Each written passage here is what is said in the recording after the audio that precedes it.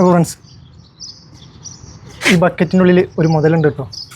കുറച്ച് ദിവസമായിട്ട് ഭയങ്കരമായിട്ട് ബുദ്ധിമുട്ടിക്കുന്ന ഒരു സാധനമാണ്.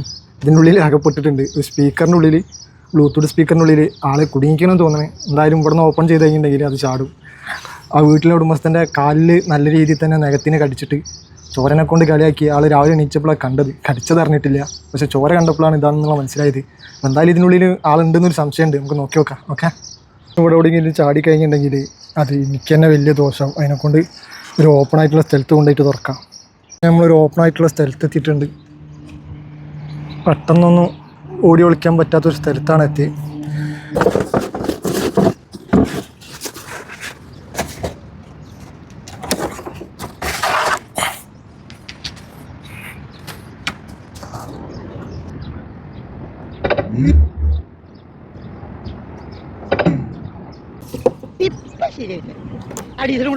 ഡീസൽ ഇപ്പൊ നിറച്ചിട്ടതേ ഉള്ളൂ.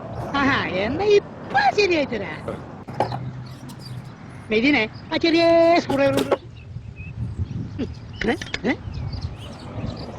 ഇപ്പൊ ശരിയായി തരാം. കാത്തിരിപ്പ് എന്ന് പറഞ്ഞൊക്കെ ഇതിനാട്ടോ.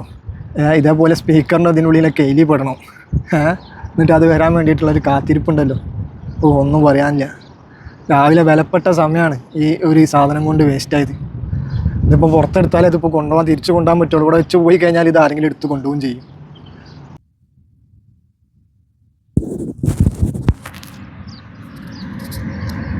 സ്പീക്കറിൻ്റെ മാഗ്നറ്റ് പോയി.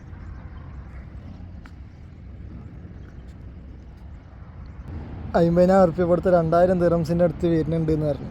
മെല്ലെ അതും കൊണ്ട് കയറ്റി വെക്കാം. എലി ഇനി അതിൻ്റെ പാട്ടിന് പോയിക്കോട്ടെ, കിട്ടിയില്ലെങ്കിലും കുഴപ്പമില്ല. ലാസ്റ്റ് ഇതിട്ട് അതിൽ വീണ് നഷ്ടം വന്നിട്ടുണ്ടെങ്കിൽ ഇതിൻ്റെ പൈസ ഞാൻ കൊടുക്കേണ്ടി വരും. ഒന്നുമില്ല, ഇല്ലെങ്കിലും ഞാൻ ചെറിയൊരു ഭാഗ്യവനാട്ടോ.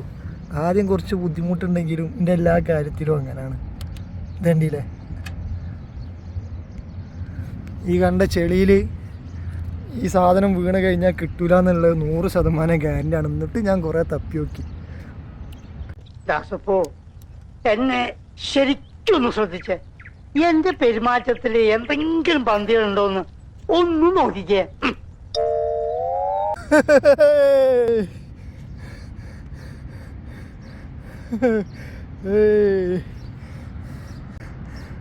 ഇത്രയും ദൂരം ഓടിയിട്ട് പണി കൊടുത്ത് എങ്ങനെ രക്ഷപ്പെടാൻ പറ്റുമോ മുത്തേ? என்ன கொண்டுட்டு உன்னால நிம்மதி இருக்க முடியாது. என் பின்னாடி பெரிய ஒரு உலகமே இருக்கு ஜெயிலர். ஒரு பெரிய நெட்வொர்க். யார் எப்ப வரும்னு உனக்கு தெரியாது. உன் வாழ்க்கை நடக்கமாயிடும்.